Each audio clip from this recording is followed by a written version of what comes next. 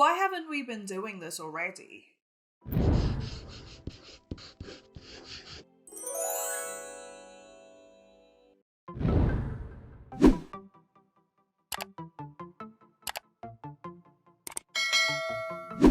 So this was a bit of a funny situation. When I posted the skin tutorial a couple weeks back, the live chat was going off in the premiere, and the Medieval Man 9 mentioned how you can never have enough skin or hair tutorials. So I was like, ooh, noted. And then later that day, I was watching a speed paint. I think it was by Coke's Illus, but I can't be sure because I was watching like a whole bunch of them all day. But they painted hair in a very specific way, and that set off a chain reaction in my head. So today we're gonna experiment with painting hair in such a way that it still looks super intricate without taking very much time at all. And when I tell you this is a game changer, bruh. No matter what your style is, I promise you can take away something from today's video. To be clear, we're not copying anyone's workflow or painting style. I just mentioned the speed paint because that is what kind of directed me in the direction of this video. But a massive thank you again to the Medieval Man 9, who by the way leaves the most well thought out, funniest comments on every single video, and that's kind of what I look forward to most every single Sunday. So thank you for that, but also thank you for recommending this video. Of course, we will also be painting on a sphere today, so feel free to have your painting software open and paint along with me. But as always, if you guys enjoy this video and learn something today, please remember to like, comment and subscribe. It really helps the channel out so much. And if you have any requests of your own, you can always come leave them on my Instagram or my Discord server. All of the links are down below. But now let's take a look at a super quick way to render hair.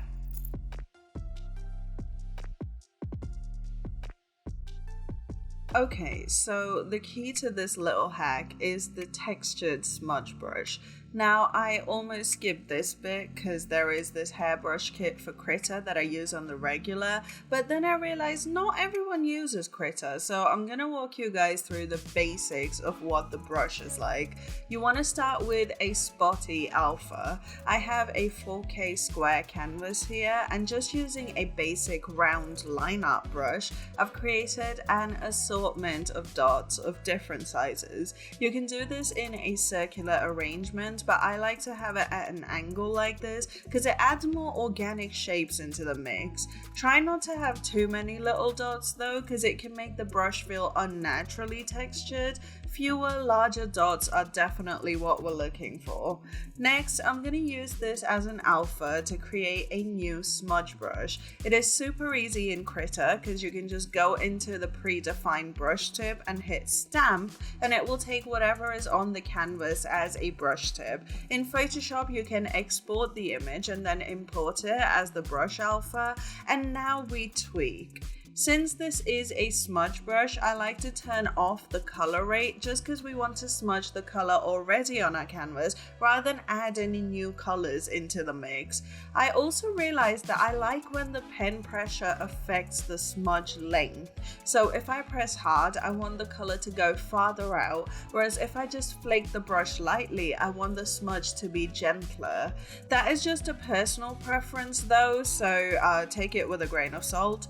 Anyway, I went ahead and saved this preset, gave it a weird looking thumbnail so I could find it easily. I am clearly a brush hoarder. Like seriously, I use about 4 brushes on the regular, but I have enough out there to feed a village of starving artists. But yeah, with the brush in place, let's get into some actual painting.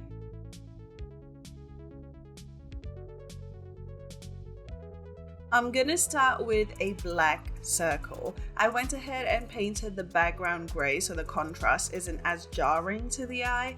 With the light source, I want to stick to the standard top left and have the majority of it hit in a purple hue, and maybe have a little bit of a grey bounce light on the bottom right coming from the background.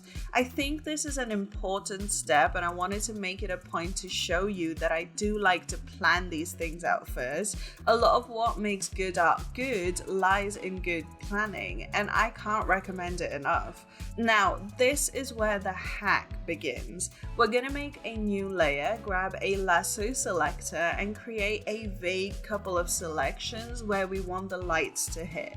And then we use the fill bucket tool and color in each section. Like I said before, I went with purple for the main light and a dull gray for the bounce light. And just to be extra, I did a narrow side section with both colors, because yeah, we don't do moderation in this house. And then we're gonna lock transparency, so we're still painting within the selections. This is why you want to do it on its own layer.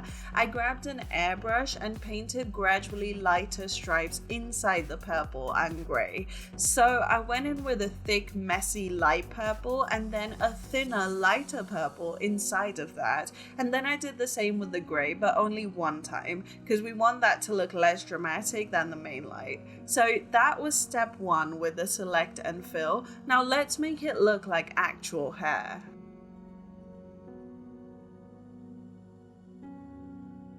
Okay, so now we get into using our brand new smudge brush.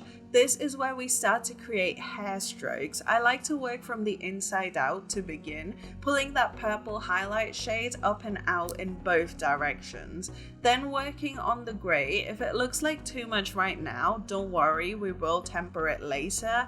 Right now we're focusing on creating direction and texture.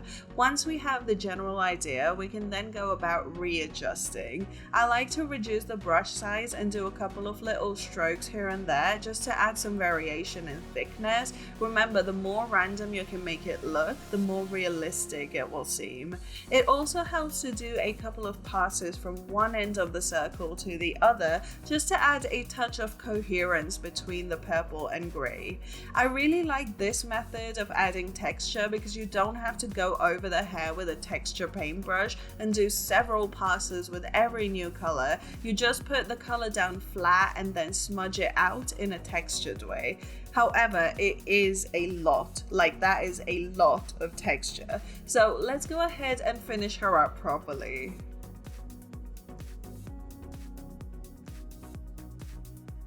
The first thing I want to fix is the lighting. I don't know about you, but to me the colors feel really flat. So I'm gonna create a new layer and airbrush in some serious warmth.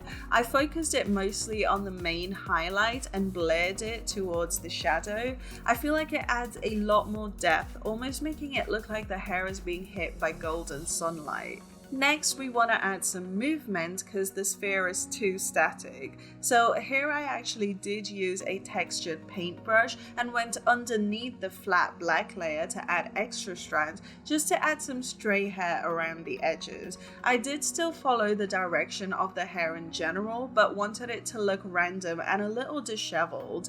And then I went in with a blender brush, like a proper smudgy type blender, and got rid of some of the texture, especially in the middle of each highlight.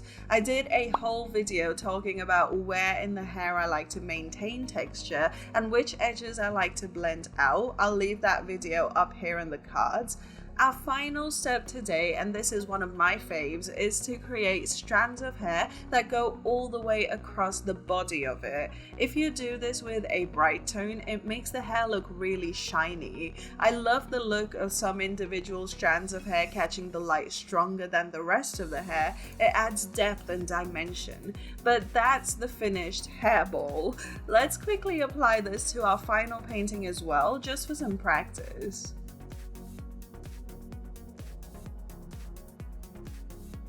So here's the painting that we're working on this week. I went ahead and painted most of it and left the hair flat just for the tutorial. As you can see, it is colored super dark, so we can go ahead and add the bright bits in. We're gonna start with the lasso selector, and I like to place the highlights at the highest points of the hair or where it waves outwards and catches the light. It also helps to space the selections out so that there are gaps between them. This simulates the look of the hair being in non-uniform sections, which is a great look for wavy and curly hair especially. Then I grabbed my highlight tones and flattered them in, adding in brighter colors around the crown where I felt like the light would hit the hardest. And then I went in with the hair smudge brush. Here I'm using the one from a brush pack that I downloaded. I'll leave a link to it down below. It is free and I highly recommend it if you use Critter. But anyway, I added in the texture following the direction of hair flow. I also darkened up the in-between shadow areas with an airbrush because it all felt too high contrast given the lighting setup and so on. And also I added in a hairline with a textured hairbrush. And there is our finished textured hair that legitimately took me less than 10 minutes to paint.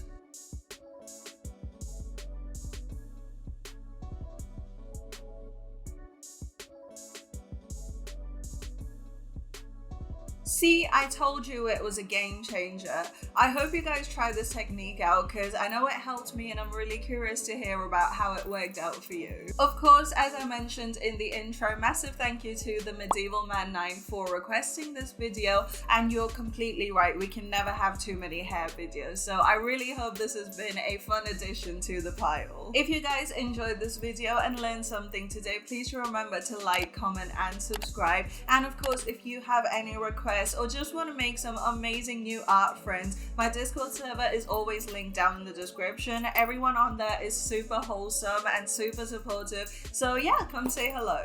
And next week's video is really fun and really special and I'm really excited for you to see it, so make sure you've hit that notification bell down below so you know when it premieres. But with all of that said, thank you so much for hanging out with me today. I hope you've enjoyed it as much as I have. Check out some more hair tutorials up here and I'll see you guys on the next one. Bye!